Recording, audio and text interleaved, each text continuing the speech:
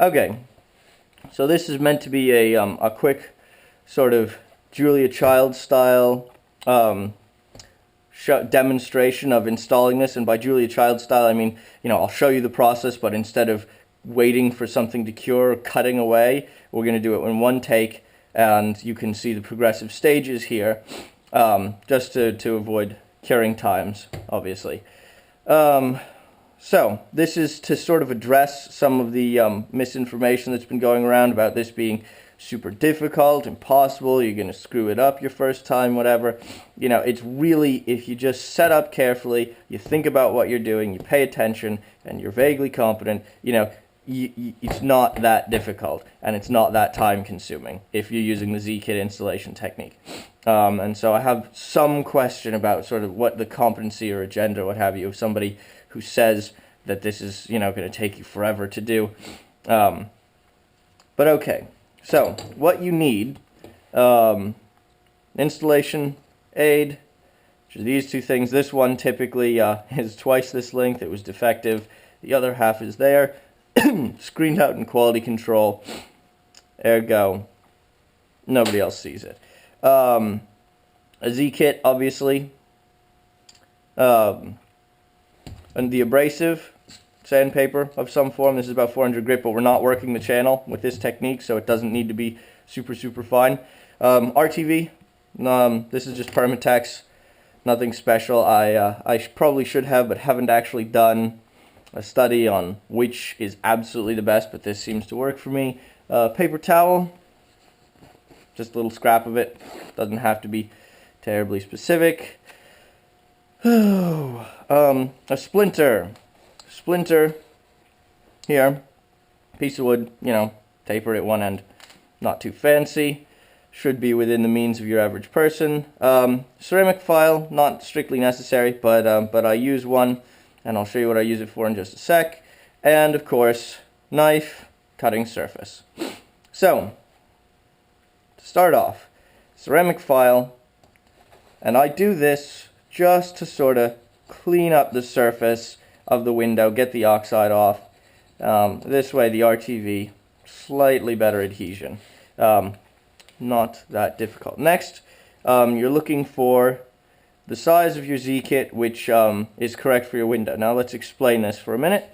The way this needs to be done is you hold it up against, I'm not sure how well the camera will be able to see this, at an angle, like, trying to hold it such that the camera can see, like that, so that you can see down your barrel bore whether or not it protrudes into the bore. And what you're looking for is something which is either perfectly flush with the bore or slightly protrudes in.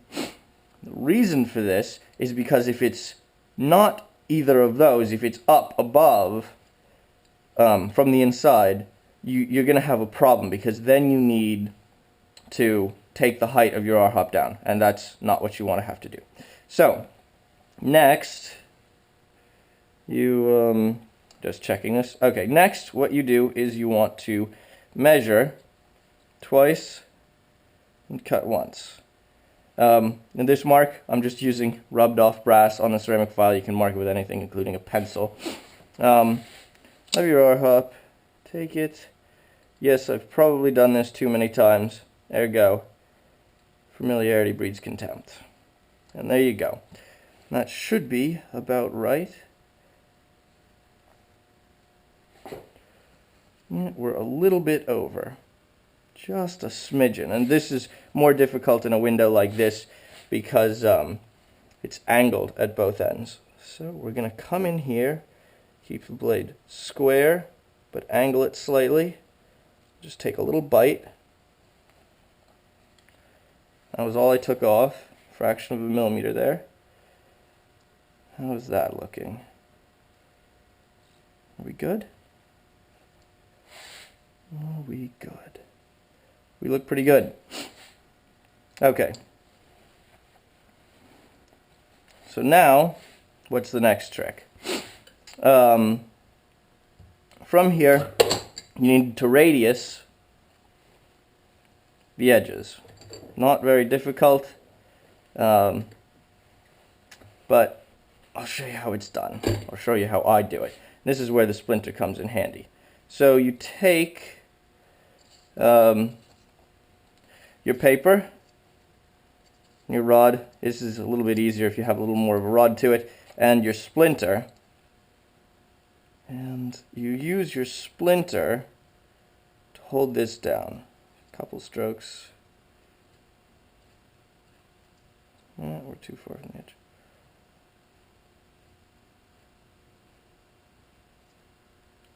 And I'm regretting this tape on my vise here.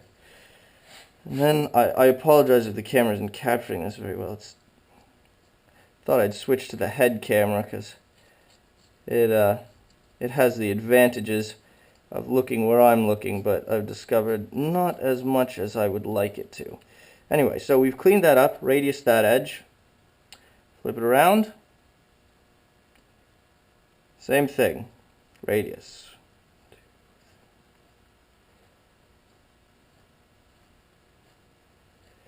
And then just clean all that up.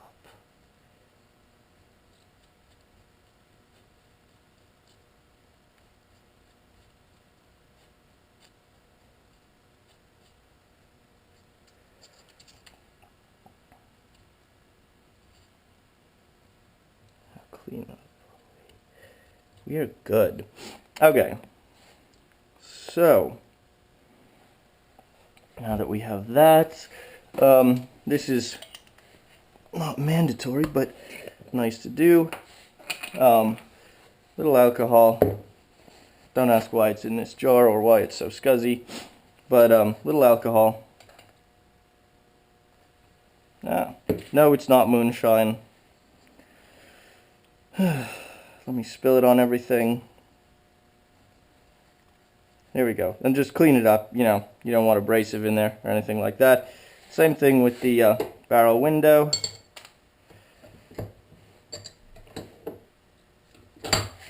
Clean it up.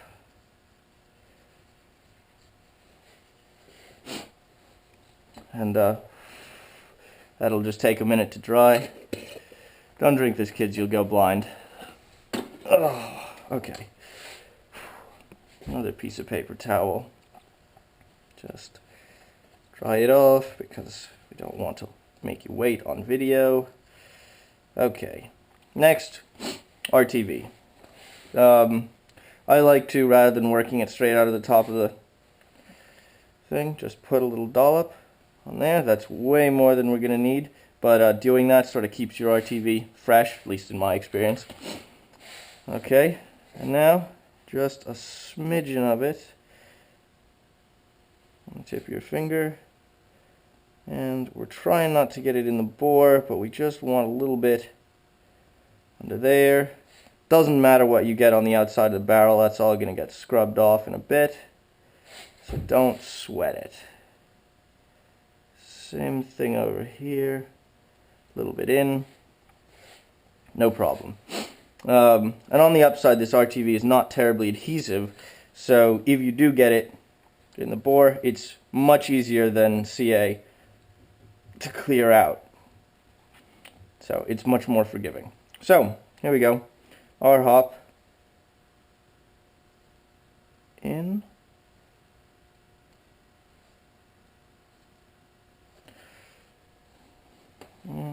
Off my fingers. Which of these is scuzzier? This one's scuzzier from doing this. This is a trick I do. I'm just looking to clean this up a smidge. Press it in. Make sure you have it just right. And an advantage of this RTV is that it's relatively viscous. It won't creep. You know, it's not gonna cause you problems in the same way that the other things can and will, like CA. And it doesn't set up as quickly. So now, don't escape on me. Don't do this to me. Okay, so if we'll settle down. There we go. We're there with that one. And that'll cure slowly over time. And now we want to focus on this. What's the trick here? Well, trick here, little abrasive paper. Simple enough. I'm sure this is jiggling like hell,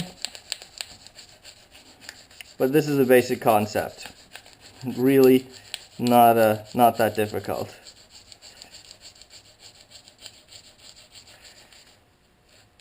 And you can see it's slowly taking this off. You know, it takes some time. This is probably the slowest, most annoying stage of doing this. But you're just here and you're just doing this. But yeah, so this, I made sort of a jump without explaining it. This was something I did the same technique with previously. You can see it's ugly because we're getting brass all over it, but it's not that complicated, and you can check your work progressively with this, right? And you can see here we're not there yet because we're landing on that. You can also see we're not there yet because the RTV here hasn't been removed yet, and that's a good check. And then the final stage is this, and you can see with the aid, you're there, right? And you're flushing the bore, and this is how it's done. Once you get there, you know, you can just give it a quick wipe down with the paper towel to clean it up, you know, and it looks gorgeous. A little alcohol, and that's how it's done. You know, it's not that complicated, not that difficult. I hope this has been a helpful quickie overview of how this is done, showing all the steps. Yeah, you know, if you have questions, post them in the video description below, but it's really not that hard. So, thanks for watching.